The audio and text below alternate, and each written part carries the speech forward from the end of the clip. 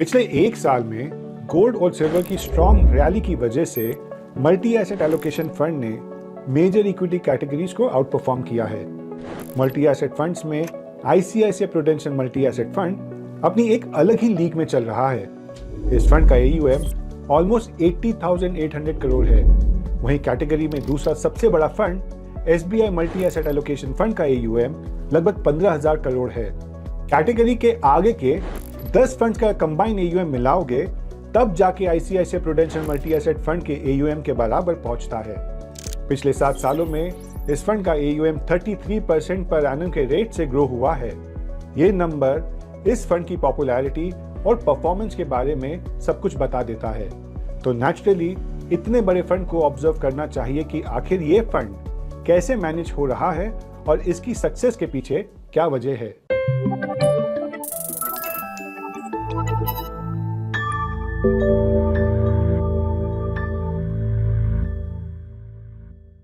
Hello and welcome to ET money Hindi.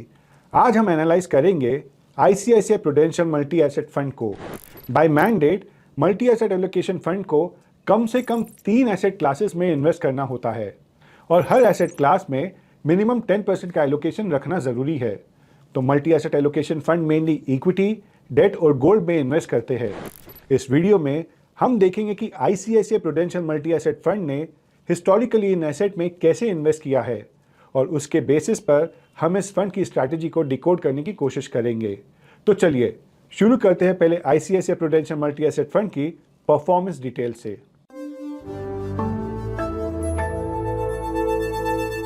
इस fund की performance को पर्सपेक्टिव में समझने के लिए पहले थोड़ा इसकी हिस्ट्री जानना जरूरी है। तो ICICI Prudential multi asset fund launch हुआ था अक्टूबर 2002 में। उस वक्त इसका नाम था आईसीआईसीआई प्रूडेंशियल डायनामिक प्लान। तब ये एक इक्विटी फंड था जो कहीं भी और किसी भी प्रपोर्शन में इन्वेस्ट कर सकता था। ये अपना पूरा कॉर्पस इक्विटी में लगा सकता था या फिर मार्केट वैल्यूएशंस के हिसाब से कंप्लीटली डेट में शिफ्ट हो सकता था।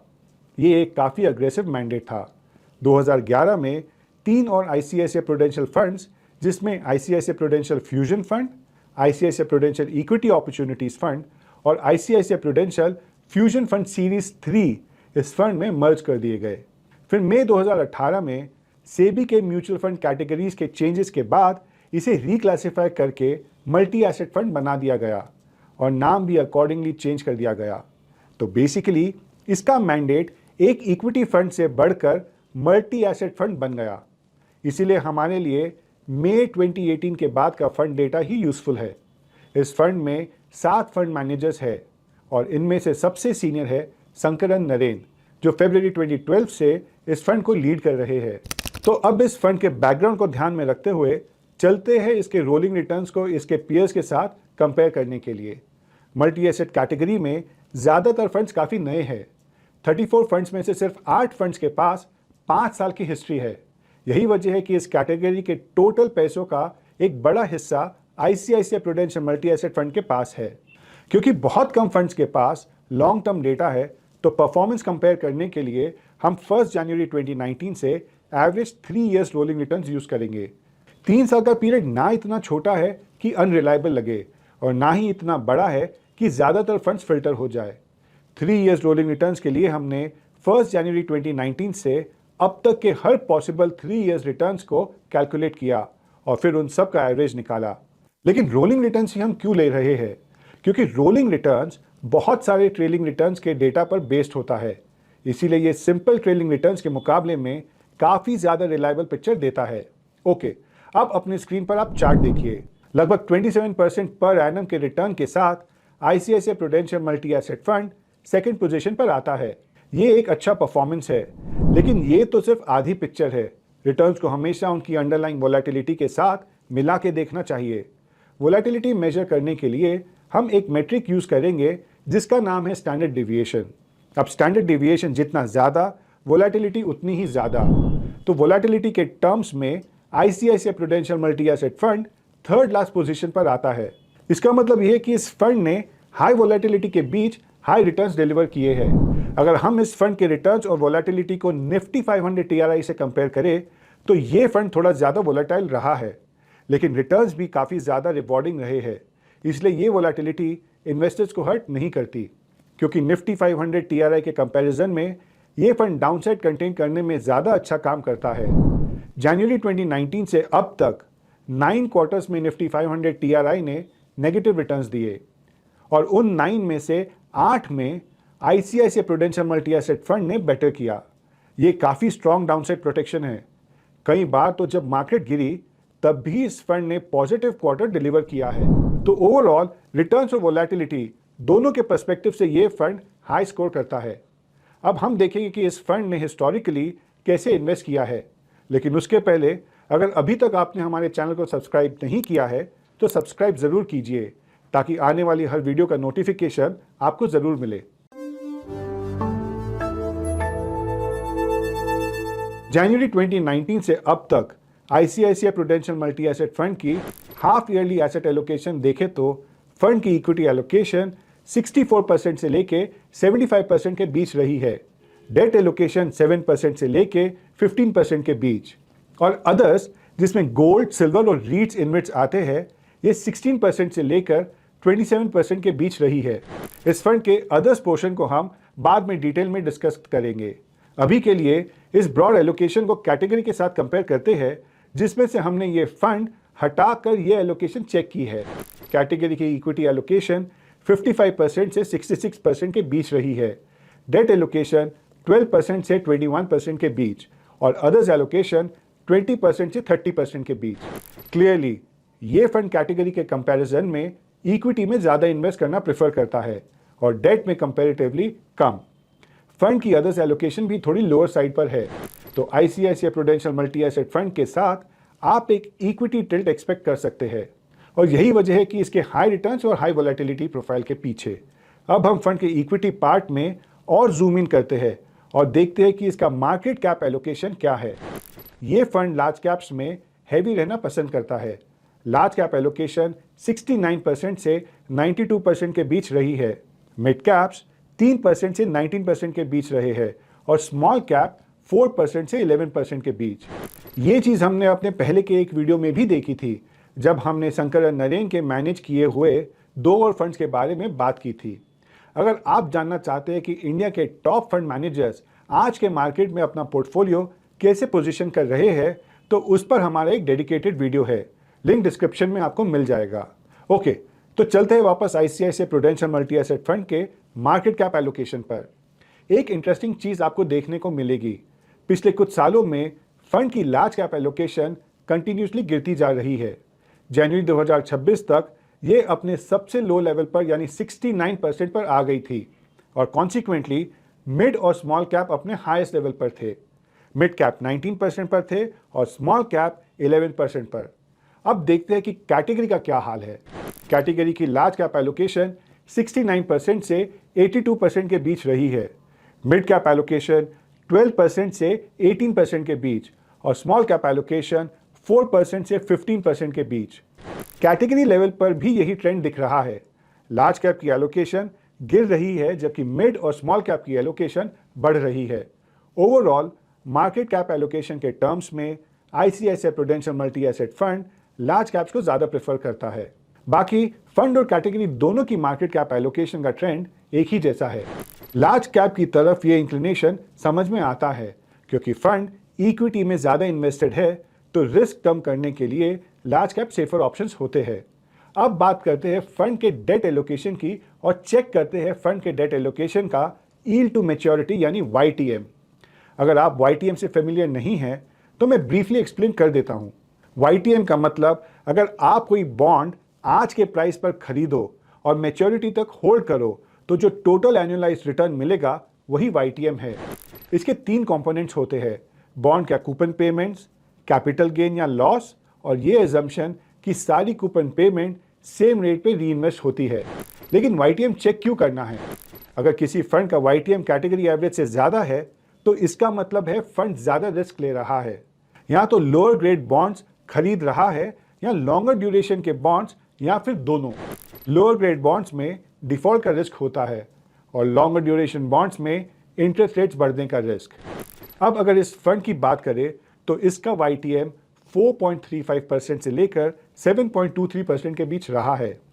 दूसरी तरफ कैटेगरी एवरेज 4.37 से 7.43% के बीच रहा है। इसका मतलब फंड अपना डेट पोर्टफोलियो कैटेगरी एवरेज के साथ ही मैनेज करता है और रिलेटिव टर्म्स में डेट से एक्स्ट्रा रिटर्न्स निकालने के लिए ज़्यादा रिस्क नहीं लेता। फंड के डेट पोर्शन का क्रेडिट रेटिंग ब्रेकडाउन देखें तो कैश, सोवरेन और टॉप रेटेड डेट सिक्योरिटीज का इसमें बड़ा हिस्सा है। ड्यूरेशन साइड पर फंड की एवरेज मैच्योरिटी अभी 5 साल से ऊपर है, लेकिन ज़्यादातर टाइम ये 2 साल के आसपास ही रही है, जो दिखाता है कि फंड शॉर्टर ड्यूरेशन बॉन्ड्स ज़्यादा प्रेफर करता है। मतलब ड्यूरेशन रिस्क लेने में अभी फंड काफ़ी कंजर्वेटिव रहता है। हाँ, पिछले 6 महीने में एवरेज मैच्योरिटी बढ़ी है, शायद इसलिए कि fund lower interest rate environment के लिए पोजीशन कर रहा है और लॉन्ग ड्यूरेशन बॉन्ड्स में लॉक इन कर रहा है। अब हम देखेंगे कि फंड की other asset allocation, gold, silver, REITs, InvITs, इनमें क्या स्ट्रैटेजी है। अब यहां बाकी एसेट एलोकेशन का स्प्लिट निकालना काफी बड़ा चैलेंज था। ये डेटा सीधे सीधे कहीं अवेलेबल नहीं है, तो इसके लिए हमने ICICI Prudential multi asset fund के पुराने फैक्ट शीट्स चेक किए और उनके पोर्टफोलियो डिस्क्लोजर से सारा डेटा निकाला। इसे कंपेयर करने के लिए हमने एयूएम के हिसाब से अगले 3 सबसे बड़े फंड्स का डेटा भी उठाया, जिसमें आते हैं एसबीआई, यूटीआई और एचडीएफसी के मल्टी एसेट एलोकेशन फंड्स। इसके लिए हमें काफ़ी सारे फैक्ट शीट्स देखने पड़े, इसीलिए जो डेटा अब आप देखने वाले हैं वो काफ़ी यूनिक है और आपको कहीं देखने को नहीं मिलेगा। सबसे पहले ICICI Prudential multi asset fund के अदर एसेट की एलोकेशन चेक करते हैं। हमने जो डेटा पॉइंट देखे उनके मुताबिक फंड का गोल्ड एलोकेशन 6% से 13% के बीच रहा है। जुलाई 2022 से गोल्ड एलोकेशन लगातार गिरता रहा है और जुलाई 2025 तक ये 5.9% के लो लेवल पर आ गया, लेकिन जनवरी 2026 में इसने वापस बाउंस किया और ये 9% के ऊपर पहुंच गया। इसी पीरियड के दौरान फंड के पोर्टफोलियो में सिल्वर की एंट्री भी हुई। जनवरी 2025 में इस फंड ने सिल्वर में 4.17% का एक्सपोजर लिया था, लेकिन जनवरी 2026 तक आते आते फंड में सिल्वर का जीरो एलोकेशन हो गया। अगर हम जुलाई 2022 से जनवरी 2026 तक गोल्ड और सिल्वर प्राइसेस को कंपेयर करें तो सिल्वर ने गोल्ड को बड़ा मार्जिन से पीछे छोड़ दिया है। जहां सिल्वर ने इस पीरियड में लगभग 5 गुना रिटर्न्स दिए, वहीं गोल्ड ने 3 गुना रिटर्न्स जनरेट किए हैं। इसका मतलब है कि फंड के सिल्वर एलोकेशन ने फंड के फेवर में ज़बरदस्त काम किया है। अब जब सिल्वर गिरना शुरू हुआ है तो ये फंड सिल्वर से सेफली बाहर निकल चुका है। पिछले 1 महीने में ही सिल्वर 22% से ज़्यादा करेक्ट हो चुका है। इससे साफ पता चलता है कि फंड ने सिल्वर पर काफ़ी स्मार्ट टेक्टिकल कॉल ली है। गोल्ड और सिल्वर के अलावा ये फंड रीट्स और इनवेट्स में भी इन्वेस्ट करता है। अब सवाल ये है कि इस फंड की अदर एसेट एलोकेशन इसके 3 बड़े कॉम्पिटिटर्स एसबीआई, यूटीआई और एचडीएफसी मल्टी एसेट फंड के कंपैरिजन में कैसी है। ये फंड ज़्यादातर गोल्ड पर ही फोकस करते हैं, जैसे कि हमने देखा कि इनकी गोल्ड एलोकेशन 8% से 16% के बीच रही है।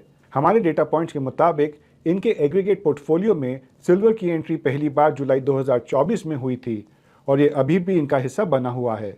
लेकिन ध्यान देने वाली बात यह है कि एचडीएफसी और यूटीआई दोनों के पास ही सिल्वर की कोई एलोकेशन नहीं है, सिर्फ एसबीआई के पोर्टफोलियो में सिल्वर दिखती है। इसका मतलब ये हुआ कि SBI multi asset allocation fund ने भी सिल्वर रैली से मुनाफा कमाया है, लेकिन इसने ICICI Prudential multi asset fund के मुताबिक काफ़ी देर से एंट्री ली थी। वहीं अगर रीट्स और इनवेट्स की बात करें तो एग्रीगेट पोर्टफोलियो में इनका share ICICI Prudential multi asset fund के मुकाबले ज़्यादा है। इन फंड्स के ये कॉल काफ़ी फायदेमंद रहे, क्योंकि पिछले 1 साल में रीट्स और इनवेट्स ने काफ़ी अच्छा परफॉर्म किया है और ये एक ऐसी चीज़ है जिस पर ICICI Prudential multi asset fund को थोड़ा ध्यान देने की ज़रूरत है। अब अगर ओवरऑल देखें तो आईसीआईसीआई मल्टी एसेट फंड और इसके पीयर्स की अदर एसेट क्लासेस में एलोकेशन अब आपकी स्क्रीन पर है।